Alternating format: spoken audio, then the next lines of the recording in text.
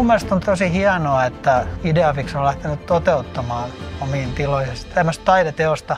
Mun oikeastaan yksi toivomus olisi se, että mä saisin ne ihmiset pysähtymään ja katsomaan tuota taideteosta, että jokainen sitten kokee sen omalla tavallaan.